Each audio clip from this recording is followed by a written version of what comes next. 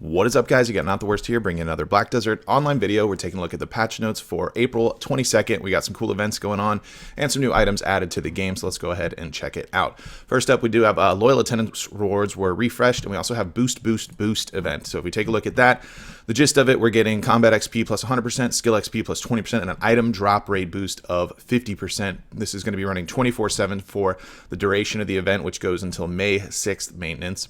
It does stack with everything currently. It is not applied to the Olvia servers, and the drop rate boost does work on the Arsha server, giving the Arsha server a stacking boost, so an additional 100% for there. Loyal attendance, as mentioned here, you can see our reset. We've got our Shining Shikatu seals in full effect here, some item drop scrolls, etc., etc. You know the drill on those bad boys, leading up to a fine accessory box 2.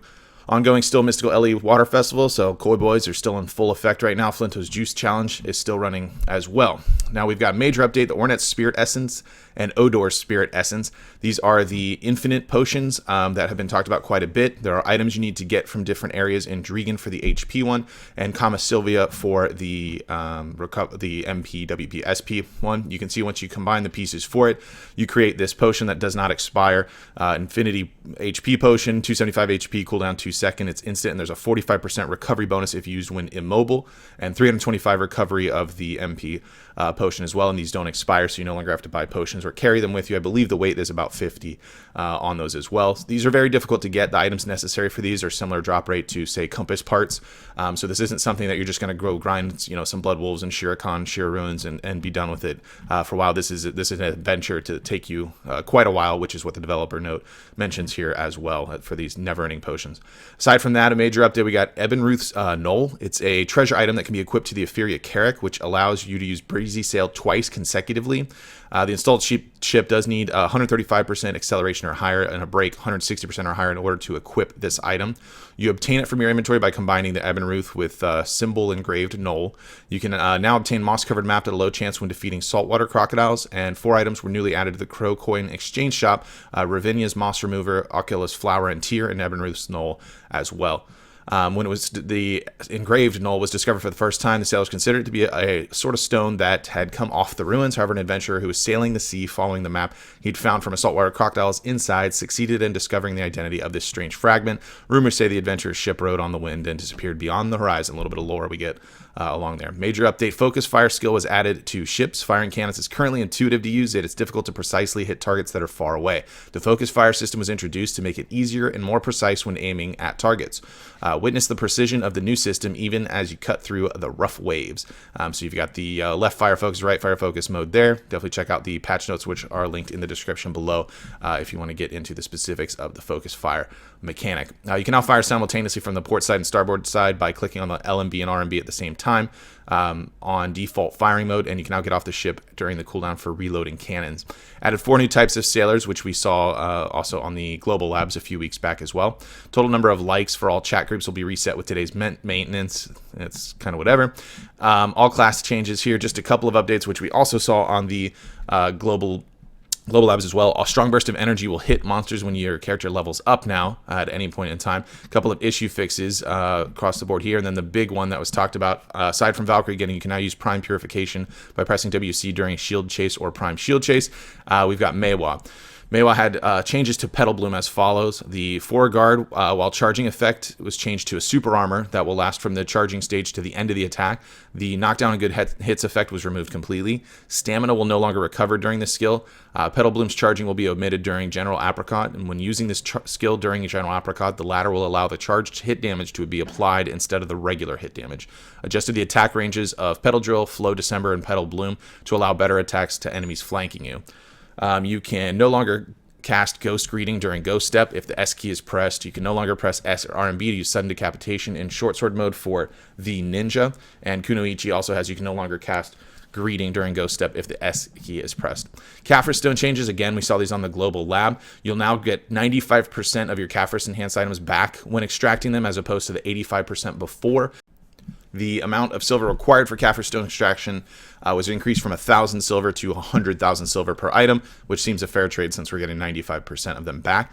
Decreased the amount of Caphras stones required for Caphras level enhancement 1 to 4 by 20%, and this is at each level, Tri, Tet, and Pen. In the Global Labs, they only gave us a Pen example, but didn't say it was only Pen, so there was a little bit of confusion there. So you can see, for instance, on Dim Tree at Pen level, levels 3 and 4 both cost 440. After the change, they now only cost 352 a piece, and you can see they're lower prior to that. Then once you get up to that level 5, to compensate, the levels 5 and 6 are higher than they used to be, as the total amount to hit Caphras level 10 is still 8,260. So they've kind of shifted the amount of that 1 through 4 and then increased the amount of that 5 through 10. This does apply to all levels of it. So if you have Tet on your setup and you've got level 4 on it now for the extra 4 AP on a weapon or something like that, it's going to apply to the lower amount.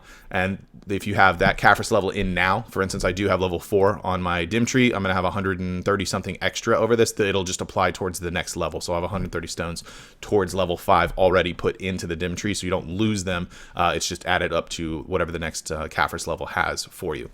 You can now receive Alchemy XP for crafting Tenacious Original Life. Increase the AP by 1 point overall for all Black Star main weapons that are enhanced level 0 to Tet, not Pen.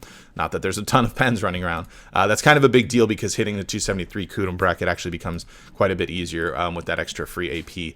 On there. Fix the issue where you could have normally obtained a Vice of Valks when using a Vice of Destiny in certain situations. That was a bug that was reported on Twitter a little while ago. You can no longer open a chest or bundle item when your inventory or your Pearl inventory is full. We'll check out the Pearl shop in just a little bit. Fix an issue with some Blood Wolf Settlement monsters looking unnatural in combat. A few quest updates and changes here. Changes to the Dim Magical sub weapon. And they also changed your reset level for skill points. You used to be able to unlimited reset your skill points at any given time at level 55 or lower. That was increased to level 56. And they also had a quest gift of skill reset that was increased to level 57 to do it. So then you have some more flexibility beyond level 56 if you get to 57, mostly just to facilitate Succession versus Awakening, getting to try them a bit both at level 56 as opposed to being pushed directly into one or the other and then having to use a skill reset right after that. So that's definitely a welcome change. We got some UI changes and a couple resolved issue updates as usual, and a few known issues that'll be resolved with the magical sub weapon and whatnot. Let's jump over to the Pearl shop here, which we will open up as we just scrolled past it, and take a look what we got going on this week. So first up, we've got the April Pet Pack for 42.35 pearls. This is going to get you a black cloaked dog and cat, wizard ghost via panda crow, along with some organic feed to accompany those. We have the For Your Another One bundle, which is 68.60 pearls. Those should get you a premium outfit box, classic outfit box, character slot expansion coupon, and then you choose one of the classic set swimsuit or riding attire, etc., costume boxes as well to go with that. You get an additional 14 artisan memories for costumes except the Treant camouflage or desert camouflage. This is because most of the costumes do not include parts for weapons. A bonus to that, you also get a 1-day Book of Old Moon and 5 item drop scrolls. We have the one-time permanent pack for 22.75 pearls, which will get you Morko's gear bag, which doesn't come around all the time, so that is a event item. Inventory plus 16 expansions, character slot expansion plus 1. Artisan memory times 3, 3 Constones, 3 Valk's Cry, 3 memory frags, and 3 item drop scrolls as well. We have the new challenge pack, which is a nice little reroll bundle, which will get you each of the weapon exchange coupons, as well as 2 inventory plus 16 coupons to help you with that reroll. A little bit of inventory space. We then have the Divine Blessing of Kamasil. This is one of my favorites that comes around because it's 12.50, which is the same as a 15-day Blessing of Kamasil. However, you also get an additional 10 item drop scrolls, which are obviously very valuable if you grind very much at all. Wizard has the Lord Red Premium set. This is one of my favorite outfits for Wizard in the game. It's 27.20 pearls, so that exists. Marine Romance outfit set is back around. It's on sale for 17.60 pearls.